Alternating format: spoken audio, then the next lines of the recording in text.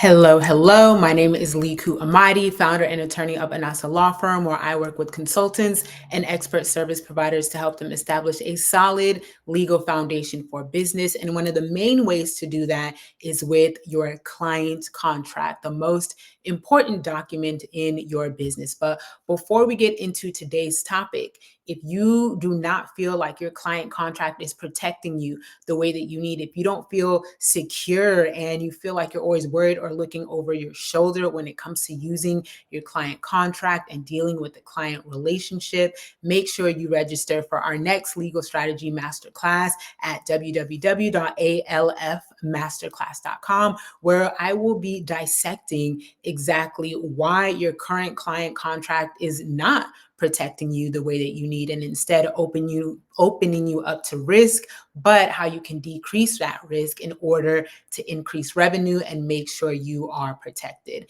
alfmasterclass.com. Go ahead and register today.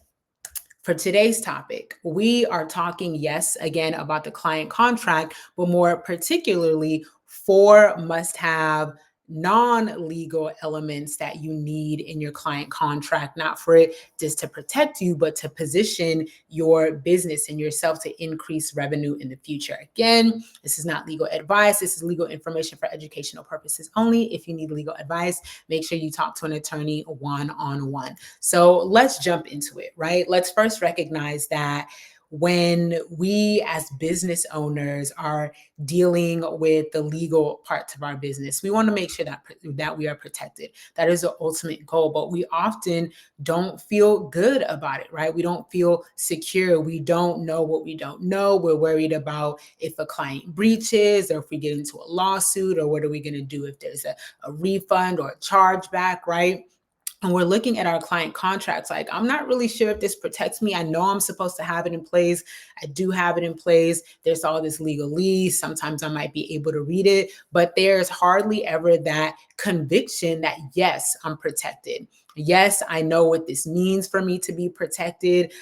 I'm not worried about what I don't know because I've been informed, right? I have clarity. I actually feel secure, right? And that's what the feel good approach is about. You actually feeling clarity and security and actually feeling protected about your client contract when it comes to your relationships and your business and making money, because protection is supposed to make us feel good. Right? Legal protection in particular is supposed to make us feel good, not worried or at risk or any other negative feeling that we have. So we have the legalese and the legal elements that should be in our client contracts, but more importantly, at a high level, there are also some non-legal elements, and that is clarity, control, custom, and coverage. And I'm going to break down each of those right now. Number 1, clarity. Somebody drop a clarity in the chat or the comments, right? We want to make sure that we are crystal clear about what is going on in the client relationship. Be reminded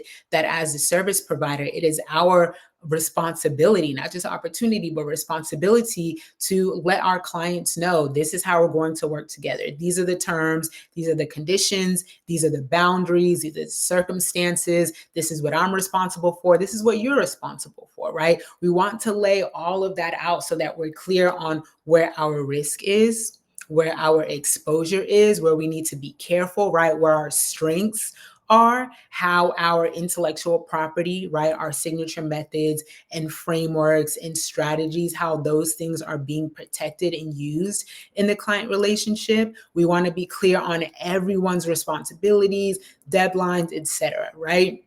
Clarity is the best thing that your client contract can give you, because then it gives you the power and the flexibility to maneuver and lead the client the way you need to lead them through the client relationship so that you get paid and they get what they paid for, right? You always want to ensure that you and your clients are on the same page, and clarity will help you do that. A lot of people feel that your client contract is at a wall, you over here, your clients over here, and that's not what we want in place, right? Your client contract is meant to be a foundation to bring you together. It's actually a bridge so that, again, you're on the same page, you're on the same path, and it is you leading that. So clarity is the utmost thing, the most important thing that you need from your client contract. And I will stand 10 toes down on that. Number two is control. Now, this type of control isn't, hey, do what I say. Hey, section 6 or section 7 in the contract said this. You better make sure X, Y, and Z, right? We're not dictators.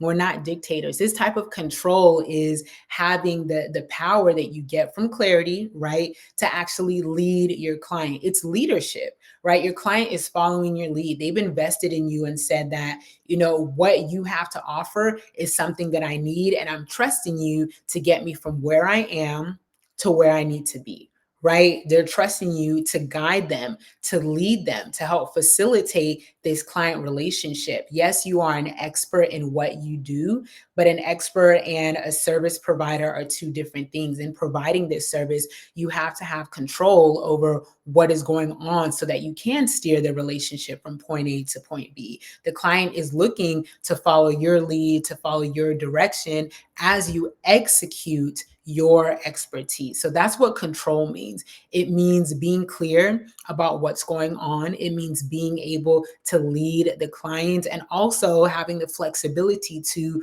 create solutions, right? Or open up new paths if needed, to accept any circumstances, unexpected circumstances that may come up, because life happens. On a personal note, business definitely happens, right? A lot of things are unpredictable. So even though the contract is black and white, if you will, you still want to find the areas where you can exercise flexibility, and hence leadership and control, like we're talking about, to ensure the client contract goes smoothly.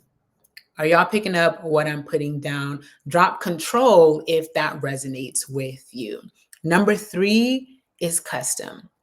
And this is my favorite part. Number three is custom, because once you're clear about what's going on, once you see where your control lies, like that is actually all coming from the client contract being custom to meet your needs. Everything else in our businesses is custom, right? Our marketing strategy, our sales strategy and approach, our branding, right? Our delivery, whatever signature method and strategies and frameworks that we're using, everything is pretty much custom, right? It's custom tailored to how we do business, to our beliefs, our values, our approaches, our thought leadership. So it follows that legal should also be custom, right? You're actually doing your business a disservice from a legal standpoint when you're not protecting it in the unique way that it needs to be protected. If this business over here has four sides, right, it's supposed to be protected in a way that covers those four sides. If your business has, 17.5 sides, it needs to be protected in a way that covers those 17.5 sides, right? Every business is going to be different. You have unique needs that need to be met, and your client contract needs to protect you and cover you with regard to those unique needs. Your clients, your industry, your goals, right? Those revenue or expansion goals that you have, including hiring a team or collaborations or other avenues where you want to use your intellectual property, like licensing or certifications, your unique operations, like everything in your business is operating in a unique way. So you want to make sure that when it comes to the client relationship and those things that are unique in your business that tie into the client relationship, like your operations, like your delivery, like your policies, like your industry, if there are specific like guidelines or rules that you need to follow, right? Like you want to make sure that your client contract accounts for all of that. And even any hot topic or hot button issues that might be impacting the work that you do. You want to make sure that you're covered. You want to make sure that your client is covered as well, and that your client relationship can move in a way that is easy to facilitate and easy for you to manage and control, because it's been designed to meet your unique needs, because it's been custom tailored to your unique business needs. That's my favorite. Drop a custom in the chat or in the comments. Custom, custom, custom, custom.